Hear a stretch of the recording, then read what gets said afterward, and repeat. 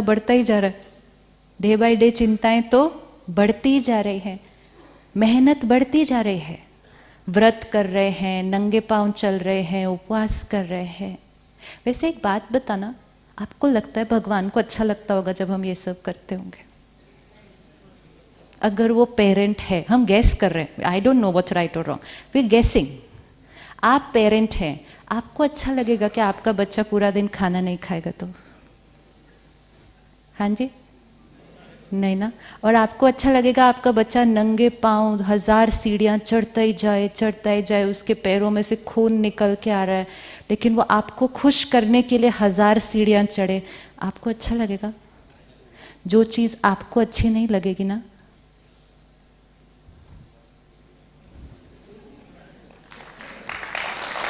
Check कर लेना चाहिए हमेशा करने के टाइम। अगर आपका बच्चा एक दिन आपको कह दे कि one minute, let me just finish, then we'll take questions. अगर we have to think, we are not deciding right wrong anything, we have to just think what we are doing.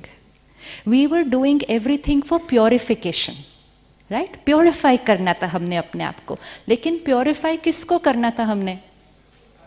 जिसने गलत किया था, जिसने विकार किए थे, उसको प्योरीफाई करना था। हम किसको प्योरीफाई करने लग गए? व्रत रखना अच्छी बात है, एक दिन खाना नहीं खाएंगे, वेरी गुड, लेकिन उससे क्या ठीक होगा? Detoxification of the body. हमें डिटॉक्सिफिकेशन किसकी करनी थी? सोल की। खाना नहीं खाने से शरीर की क्लेंजिंग हो सकती है, लेकिन खाना नहीं खाने से आत्मा की क्लेंजिंग कैसी होगी? आत्मा तो और ही उस दिन थोड़ी थोड़ी ऐसे ऐसे हो रही होती है, कब 9 बजे तो कब खाना खाऊं। और फिर अगर किसी और को कोई अच्छी चीज खाते हुए देख लिया, होता है नहीं होता? 9 दिन नवरात्रे होते हैं तो 9वें दिन 12 बजे, विच मीन्स आत्मा के संस्कार कहाँ चेंज हुआ? वो तो सिर्फ एक हट की तरह 9 दिन उस नियम को पालन किया। प्योरिफिकेशन अगर हुआ होता तो फिर 9वें दिन के बाद आपको वो चीज खाने का मन ही नहीं करना चाहिए फिर। लेकिन ये तो वेट करते हैं कब 12 बजे और कब हम उस चीज को खाएं। तो प्योरिफिकेशन किसका करना था? आत्मा का करना था। लेकिन क्योंकि हम भूल गए थे मैं आत्मा हूं, हमें क्या लगा मैं कौन हूं, तो हमने किसकी प्योरिफिकेशन करनी शुरू कर दी? हमने सोचा शरीर को तकलीफ देंगे, कष्ट देंगे तो इसकी प्योरिफिकेशन हो जाएगी। लेकिन पाप इसने नहीं किए थे। अगर मैं इस हाथ में एक चाकू पकड़ के किसी का मर्डर कर दूं तो ना चाकू की गलती, ना हाथ की गलती, गलती उसकी जिसने सोचा वो करने का और उसको किया। तो हाथ को धुलाई करने से प्योरिफिकेशन नहीं होगा। फिर हम गए गंगा स्नान करने, श्रद्धा से, भावना से गए, डुबकी लगाई, बाहर निकले, शुद्धिकरण हो गया, शुद्धिकरण हो गया। We have to think. और जिसकी डुबकी लगाई थी उसकी तो रोज ही लगाते हैं घर पे।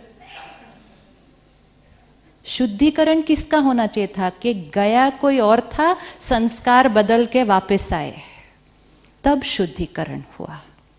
हवन किया हमने अपने घर पे, आहुति डाली ना। आहुति डालते टाइम क्या बोलते हैं? स्वाहा स्वाहा। किस चीज को स्वाहा करना था? किसको स्वाहा करना था? मेरे गुस्से का स्वाहा, मेरी चिंता का स्वाहा, और फाइनली एंड में थाली में सब कुछ जो बचा सब का स्वाहा। लेकिन हमने सिर्फ किसका स्वाहा किया? जितना हम बॉडी कॉन्शियस हो गए तो हमने सारी चीजें भी कैसे करनी शुरू कर दी? सिर्फ फिजिकल फिजिकल फिजिकल। इसलिए रिचुअल्स वर वेरी एक्यूरेट, लेकिन they were meant for the purification of the soul.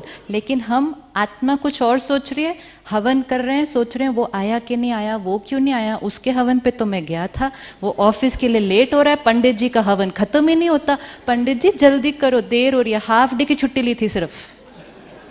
ये प्योरिफिकेशन नहीं हो रहा है, ये प्योरिफिकेशन नहीं हो रहा है, ये सिर्फ नियम पालन हो रहा है। तो फिर अगर सिर्फ नियम पालन करेंगे, प्योरिफिकेशन नहीं करेंगे, तो चार्जिंग कैसे फील होगी फिर? और इसीलिए चार्जिंग नहीं फील हो रही है। अब प्योरिफिकेशन किसका करना है सिर्फ? और उसको प्योरीफाई करने के लिए क्या करना पड़ेगा? सिर्फ क्या करना पड़ेगा? स्वाहा करना पड़ेगा। तो किसको स्वाहा करना पड़ेगा?